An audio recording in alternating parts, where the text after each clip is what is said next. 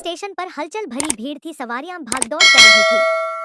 किसी की आंखों में इंतजार था तो किसी में बेचैनी। प्लेटफॉर्म पर ठंडी हवा चल रही थी और सूरज ढलते हुए गुलाबी रंग का आकाश बना रहा था। ट्रेन के डिब्बे में भीड़ कुछ कम थी, लेकिन हर यात्री अपने ही ख्यालों में खोया हुआ था।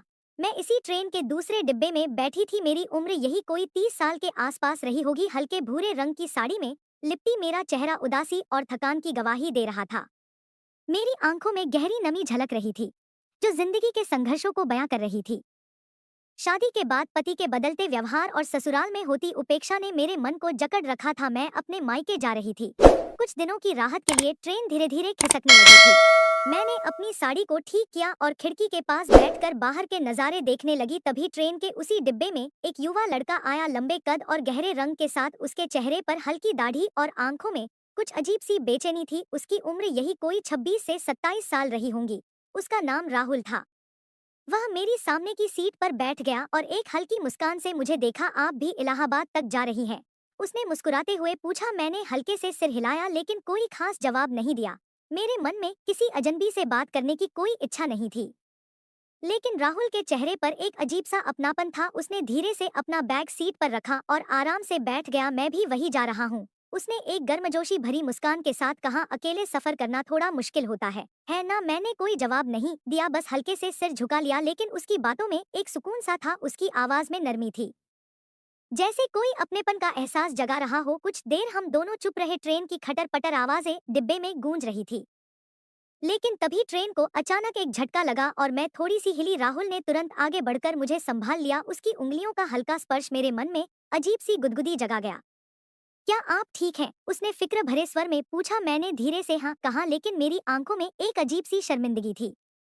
मैंने खुद को संभालते हुए फिर से सीधे बैठने की कोशिश की। राहुल ने एक पल के लिए मेरी आंखों में झांका और मुझे ऐसा महसूस हुआ जैसे वह मेरी सारी तकलीफों को समझ रहा हो। कुछ देर बाद जब ट्रेन किसी छोटे स्टेशन पर रुकी तो उसने अपने बैग से बिस्किट का पैकेट निकाला और मेरी तरफ बढ़ाया। ले लीजिए, सफर लंबा है, भूख लगती रहती है, उसने सहजता से कहा। मैंने झिझक हुए बिस्किट का पैकेट ले लिया। हमारे बीच कुछ पल की खामोशी थी, लेकिन इस खामोशी में भी एक अजीब सी नजदीकी पनप रही थी। ट्रेन के सफर ने हम दोनों को अजनबी होते हुए भी कहीं ना कहीं जोड़ दिया था।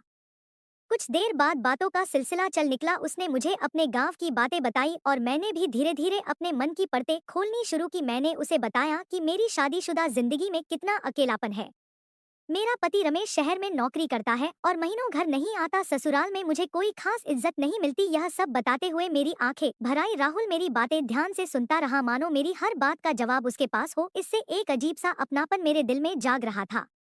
जिंदगी में खुशियां बहुत कम मिलती है सपना जी, और कभी कभी हमें खुद उन्हें ढूंढना पड़ता है, उसने गहरी सांस लेते हुए कहा। मैंने उसकी तरफ देखा। उसकी आंखों में एक अजीब सा दर्द था, जैसे उसने भी जिंदगी में बहुत कुछ खोया हो। ट्रेन अपनी रफ्तार से दौड़ती जा रही थी और अब रात गहराने लगी थी। डिब्बे में लोग या तो सो रहे थे या खामोशी में खोए हुए थे। मैं खिड़की के पास बैठी हुई आसमान को देख रही थी। तभी अचानक राहुल ने मेरी ओर झुककर धीरे से मेरे गाल पर एक हल्का सा चुंबन कर लिया। मैं चौंक गई और उसकी तरफ गुस्से से देखा। ये क्या कर रहे हो?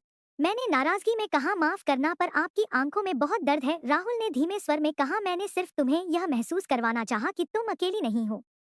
मैंने उसकी आंखों में झांका। गुस्सा था, लेकिन कहीं ना कहीं उसके इस अनचाहे स्पर्श ने मेरे मन के अंदर दबी भावनाओं को जगा दिया था। कुछ देर तक हम दोनों चुप बैठे रहे। मेरे मन में एक तूफान सा चल रहा था, लेकिन मैंने खुद को संभालते हुए खामोश रहना ही बेहतर समझा। ट्रेन अब किसी सुनसान स्टेशन पर रुक रही थी।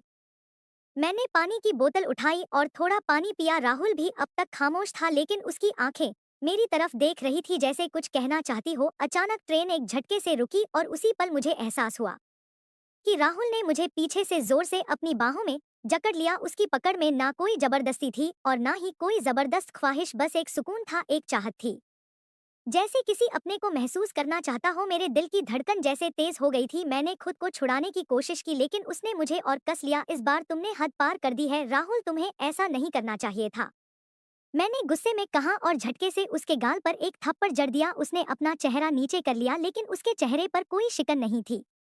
वो चुपचाप मेरी आंखों में देखता रहा, मानो कह रहा हो, मैं जानता हूँ तुम भी यही चाहती हो। मैंने खुद को संभालते हुए अपना बैग उठाया और खिड़की की तरफ मुंह फेर लिया, लेकिन मन में एक अजीब सी कशमकश चल रही थी। मैंने कभी सोचा भी नहीं था कि किसी अजनबी से मैं इस तरह जुड़ाव महसूस कर सकती हूँ। ट्रेन धीरे धीरे चल रही थी और मेरी आंखों में ना जाने कितने ख्याल उमड़ घुमड़ रहे थे। क्या मैं सही कर रही हूँ? क्या यह पल सही है? लेकिन एक बात तो साफ थी, मुझे इतने सालों में पहली बार किसी के साथ अपना दर्द बांटने का मौका मिला था। राहुल भी अपनी सीट पर वापस बैठते हुए आंखें बंद कर चुका था, लेकिन उसके चेहरे पर एक हल्की मुस्क न थी, जैसे उसे पता हो कि मेरे दिल में कहीं ना कहीं वह जगह बना चुका है। रात की रफ्तार में ट्रेन दौड़ रही थी। खिड़की से बाहर अंधेरे के बीच कहीं कहीं गांव के उजाले टिमटिमाते थे। मैं चुपचाप बैठी थी, लेकिन दिल जैसे किसी अनजाने तूफान से घिरा हुआ था। राहुल के स्पर्श ने मेरे मन की सारी दीवारें नहा दी थी और अब दिल में वह कशमकश खत्म हो रही थी जो सालों से मुझे भीतर से घोंट रही थी। राहुल चुप था, लेकिन उसकी आंखों में एक गहरी चाहत थी। उसे शायद महसूस हो चुका था कि मैं जिसे उसने पहली बार देखा देखा था सिर्फ एक अजनबी नहीं थी, बल्कि उसकी जिंदगी में कुछ नया रंग खोलने वाली थी। कुछ देर बाद उसने धीरे से पूछा, सपना जी, क्या मैं कुछ गलत कर रहा हूँ या फिर जो मैं महसूस कर रहा हूँ वह सच है? मैंने उसकी तरफ देखा। उसकी आंखों में कोई लालच या हवस नहीं थी, बस एक चाहत थी किसी टूटे हुए इंसान के साथ खुशी के कुछ पल बांटने की। मैं भी नहीं जानती, मैंने धीरे से कहा, पर जो भी हो यह पल अब मुझे वापस नहीं चाहिए। मेरी आवाज में दर्द और राहत दोनों थे। ट्रेन अब एक छोटे गांव के स्टेशन पर रुकी थी। कुछ यात्री उतरे, कुछ चढ़े। डिब्बे में हलचल थोड़ी बढ़ गई थी। राहुल चाय लेने के लिए प्लेटफॉर्म पर चला गया। मैं वहीं बैठी रही, लेकिन मेरा मन अब शांत नहीं था। मैं अपने आप से लड़ रही थी, अपने आप से पूछ रही थी, जो हो रहा है क्या वह सही है? राहुल वापस आया तो उसके हाथ में दो गर्म चाय के कप थे।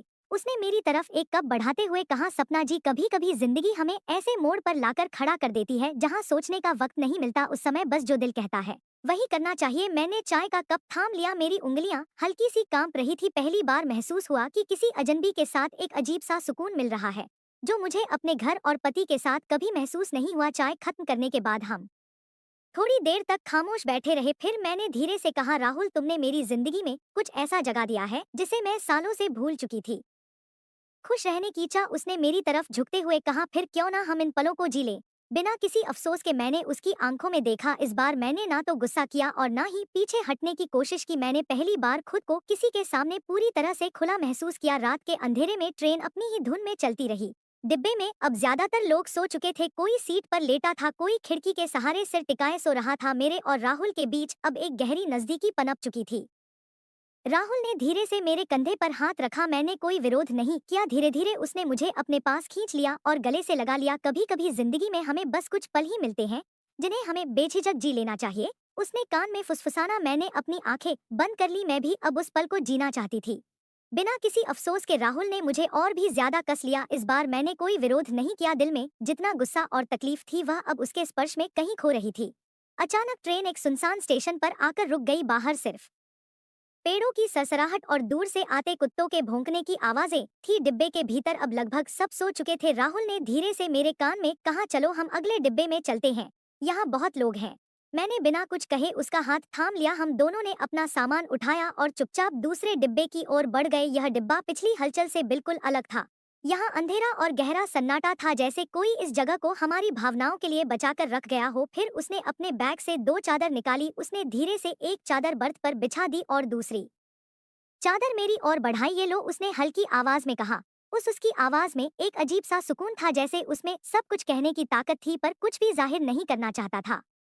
मैंने चादर लेते हुए उसके हाथ को हल्का सा छुआ। उस एक पल में जैसे सब कुछ थम गया। मेरी धड़कनें इतनी तेज थी कि मुझे डर लगने लगा कि कहीं वह सुन ना ले। अब वो बर्थ हमारे लिए बिस्तर बन गया था। उसने चुपचाप बर्थ पर अपनी जगह बनाई और लेट गया। उसकी हर हरकत धीमी मगर बेहद मायने रखने वाली थी। फिर उसने प्यार से मेरी ओर देखा और फुसफुसाना थी।